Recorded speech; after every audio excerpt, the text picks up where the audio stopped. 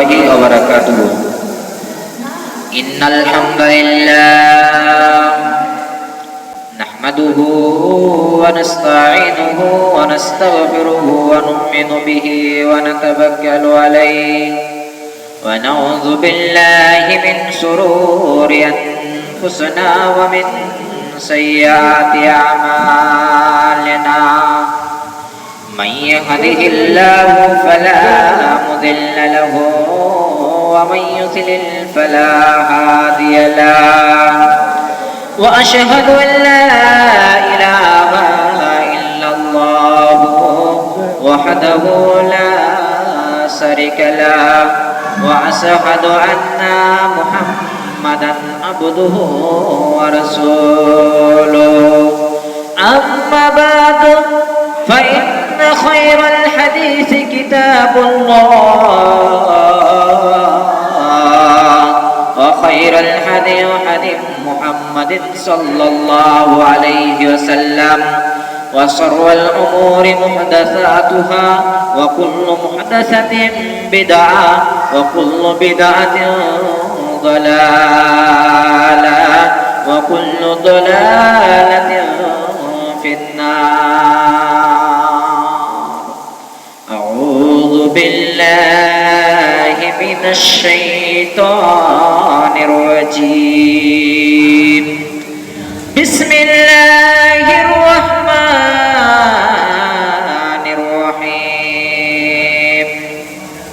يا أيها الذين آمنوا استعينوا بالصبر والصلاة.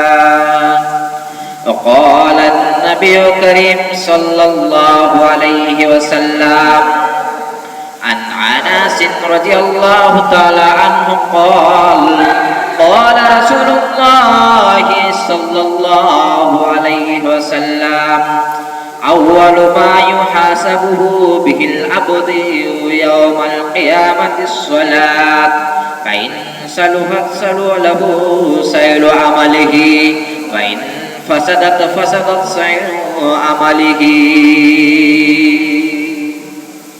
উপস্থিত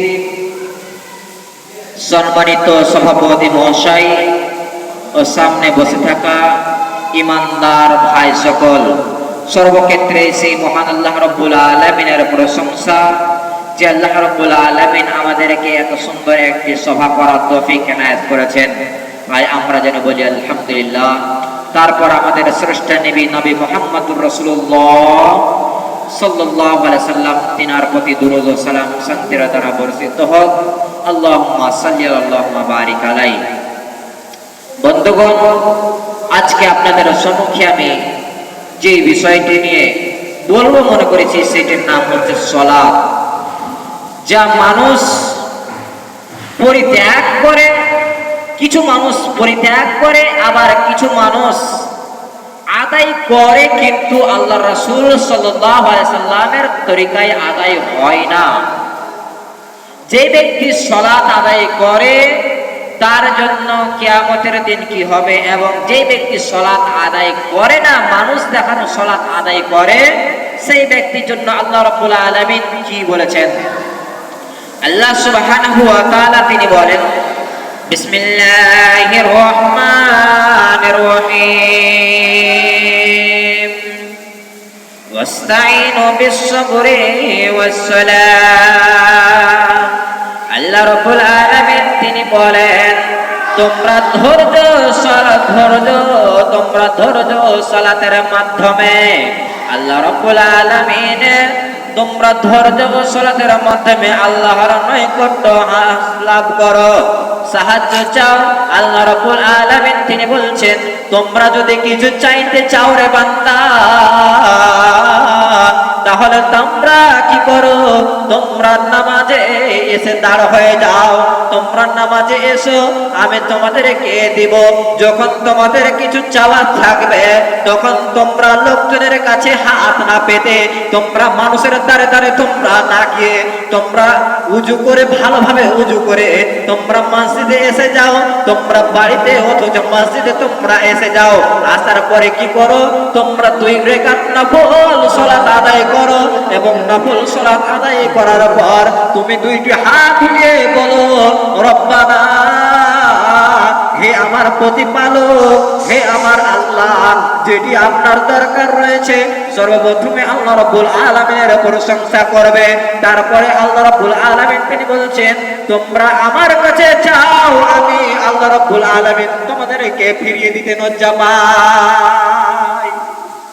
কোন ব্যক্তি যখন আল্লাহ রাব্বুল আলামিনের কাছে 2টি হাত উঠিয়ে বলে, রব্বানা, হে আমার প্রতিপালক, যখন এই কথা বলে আল্লাহর রাসূল সাল্লাল্লাহু আলাইহি সাল্লাম তিনি বলছেন, কোন ব্যক্তি যদি 2টি হাত উঠিয়ে আল্লাহ রাব্বুল আলামিনের কাছে কিছু চায়, আল্লাহ রাব্বুল আলামিন তিনি বলেন যে, আল্লাহ রাসূল সাল্লাল্লাহু আলাইহি সাল্লাম তিনি বলছেন, যে ব্যক্তি হাত উঠিয়ে আল্লাহ রাব্বুল আলামিনের কাছে কিছু চাইলো, আল্লাহ রাব্বুল আলামিন তার হাতকে, তার খালি হাতকে আল্লাহ রাব্বুল আলামিন ফিরিয়ে দিতে লজ্জা পায়।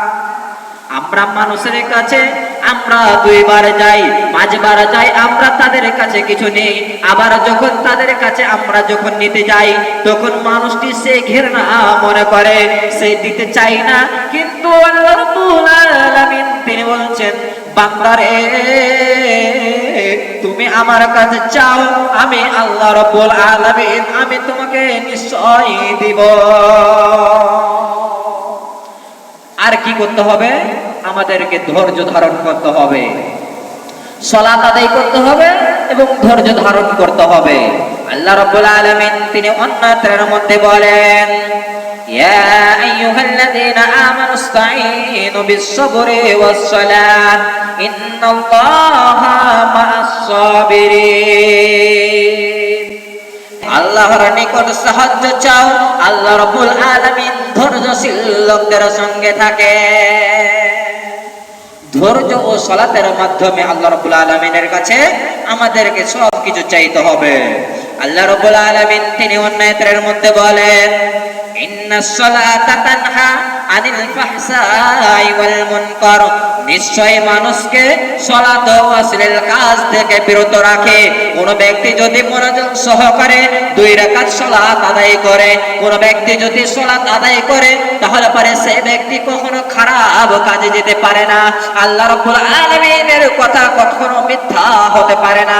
আল্লাহ রাব্বুল আলামিন তিনি বলছেন, তোমরা সালাত আদায় করো, তোমরা অশ্লীল কাজ থেকে বিরত থাকবে, তোমরা 2 রাকাত সালাত আদায় করো, তোমরা ভালোভাবে সালাত আদায় করো, তোমরা নোংরা জায়গা যেতে পারবে না, তোমরা বিভিন্ন বালা মুসিবত থেকে তোমরা বেঁচে যাবে, তোমরা খারাপ জায়গাতে যাবে না, যাবে না, যাবে না। তবে আমাদেরকে সালাত ভালোভাবে আদায় করতে হবে, ওই সব ব্যক্তিদের জন্য নয়।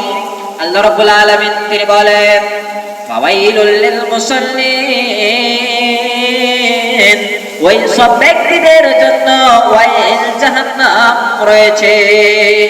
কোন সব ব্যক্তির জন্য ওয়াইল জাহান্নাম রয়েছে? আল্লাহ রাব্বুল আলামিন তিনি বলছেন, সালাত তো সকলেই আদায় করে, সালাতে কিছু মানুষ আদায়